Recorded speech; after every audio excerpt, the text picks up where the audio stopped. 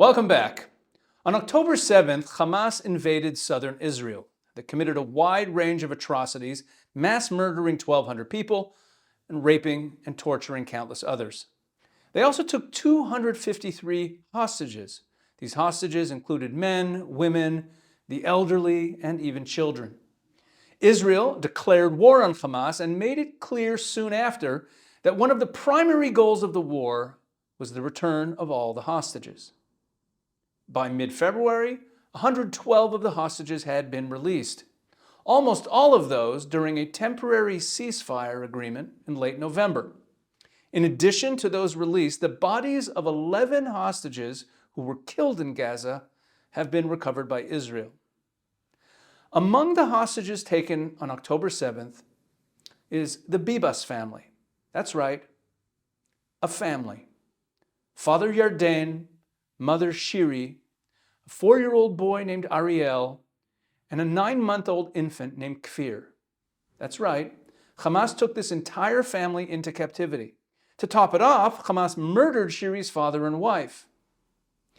According to the November ceasefire hostage deal, all the children who are being held were supposed to be released. But Hamas did not release the Bibas family. Instead, they claimed that they were killed during an IDF airstrike, while providing no evidence to support this claim. Hamas also filmed Yarden, who was separated from his wife and children, and they filmed him being told that his family was killed, and they later released the video. On February 19th, the IDF presented family members with a video showing that Shiri and the children were still alive after being abducted. To date, there's no further information, but it should be noted that while Israel is wrongfully accused of war crimes on a daily basis in the international media, the abduction and keeping of hostages is an explicit violation of international law. The international laws of combat state that during an armed conflict, it is forbidden to take hostages. This is defined by the International Committee of the Red Cross as, quote, the seizure, detention, or otherwise holding of a person, the hostage, accompanied by the threat to kill, injure, or continue to detain that person in order to compel a third party, in this case Israel, to do or to abstain from doing any act as an explicit or implicit condition for the release, safety, or well-being of the hostage. This describes the situation of the Hamas hostages perfectly. And Hamas, even though they are not technically a state organization, are still bound by these laws. Targeting, murdering, and abducting civilians are all part of the many war crimes committed by Hamas on and since October 7th. As the months pass, many of us tend to think of what happened that day as a past event, something that took place then, months ago. But for the hostages and their families, the atrocities of October 7th, the suffering, the pain, the anguish, continue every single day. Joining me now is Yosi Schneider, a cousin of Shiri Bibas, who has been leading the campaign to save his family. Yosi, welcome to Eyes on Israel. How are you? Hi. I know the better days than today. Yeah, it's a tough time. Yeah. So tell me, since October 7th, you have been leading the charge for your family to try to get more information, to try to pressure international governments. Tell our viewers a bit about what those efforts have looked like and where things stand today. It's extremely difficult. It's extremely. I'm ashamed. I'm ashamed of the government of my country. I'm ashamed of all the governments all over the world. I'm ashamed for the Red Cross and all the other human organization, the Me Too, the child organization. Everybody just keeping silence. Everybody's just, they're making excuses, they're making promises, but nobody actually does anything. Everybody's hugging us and making sad faces, but nobody actually does anything. And it's been more than 5 months since my family just disappeared in Gaza. And we have zero information about Shiri and the kids. In the 18th of January, we marked Kfir's first birthday.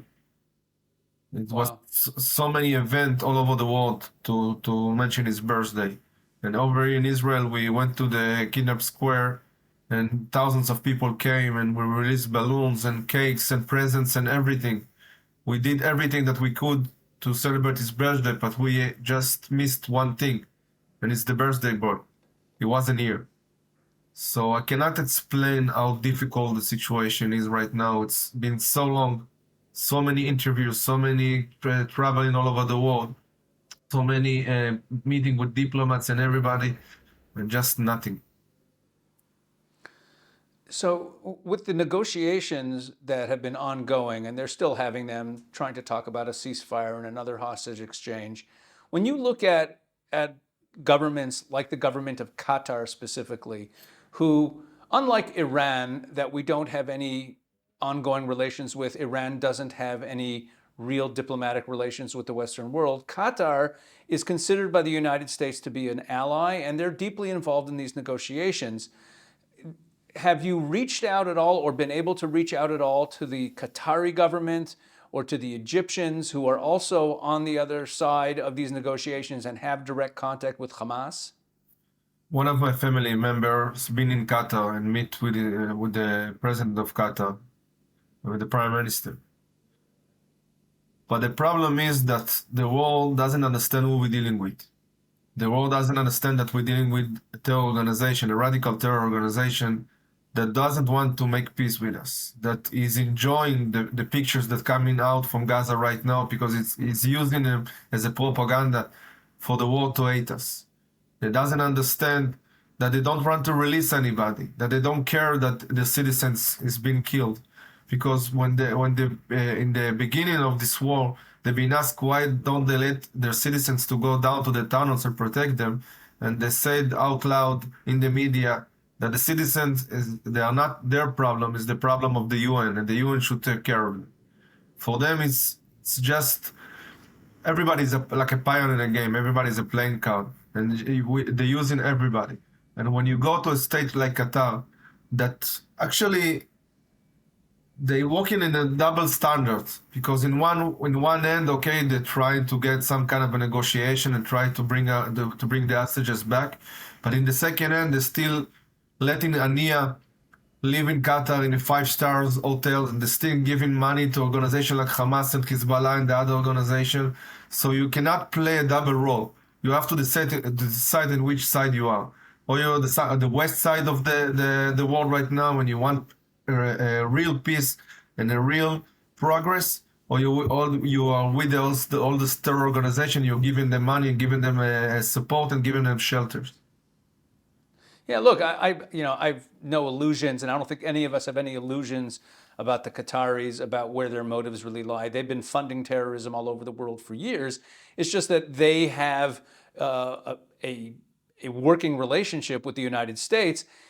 Have you received any helpful responses at all from American officials? I'm sure you've been in touch with the United States. We've been in touch with everybody, but the problem is that the only person that we want to meet, what we need to meet with him is Biden. And because we don't have an American citizen, so he's not willing to meet us. Even though Wow. I'm telling all over the world, my family is not more unique than the other families. Okay, Shiri is not more important than the other hostages, but our story is more unique because we are the only two children that is still in captivity.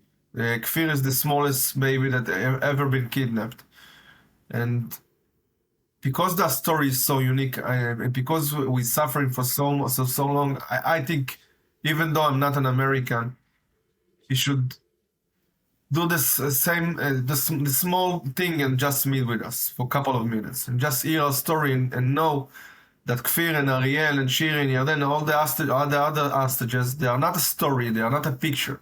They are real families, they are our families, they are our children, they are our grandfathers and uncles and brothers and sisters, and he needs to know that. So, Yossi, I know that you and I have spoken before this interview, and I know that this situation has also caused a great economic toll, a financial toll on your family. If you could just take, a minute and tell our viewers what those challenges are like, and then maybe we can get everyone to pitch in and help out. Unfortunately, the 7th of October, as you said, Shiri been kidnapped with the kids in Yarden, and her parents been murdered. So there is no first relative that can represent her in the world. She has only one sister, and her sister is just she can't do anything. She's at home all the time. She's trying to live her life, but she cannot be interviewed. So me and a couple of person in my family just needed to stop work. Unfortunately, we can't work, we cannot do anything because we need to be on it 24/7. As I told you in the beginning, we have been interviewed all over the world. We've been traveled all over the world. Sometimes I'm telling to myself, okay, you have to go back to real life. You have to go back to work. And as soon as I'm getting back to my office, I'm getting a phone call for somebody that tell me that, okay, you have an appointment with some diplomat or with some media. And it's always the question of who I'm going to take care of. My family, I have 4 children, okay, or to go to this interview and speak for Shiri. And it's really our decision to make. But there is nobody that can help Shiri. If we stop doing that, everybody will forget her. Everybody will forget the kids. So we have to continue doing whatever we're doing. Yosi, our prayers are with you, our thoughts are with you, and I'd like to tell our entire audience, go to the website helpisraelihostages.com. It's a new website we just set up to help the Bibas family, helpisraelihostages.com, and do your part to help out. Thank you very much, Yosi Schneider.